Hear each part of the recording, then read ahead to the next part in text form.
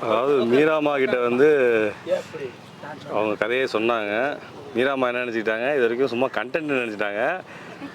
ஆனால் என்ன இங்கே நடக்குது?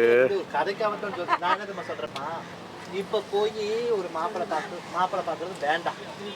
ஒரு மகளா தத்தெடுத்துங்க, அதாவது ஒரு மகனா தத்தெடுத்துக்கிறீங்களா யாரையாச்சும்? இருடி சொல்லட்டும். மனசுல பட்டதை அவங்க பட்டதை எப்படி நீ பேசுனியோ அதே மாதிரி கல்யாணங்கிறது வந்து அது வேணாமா?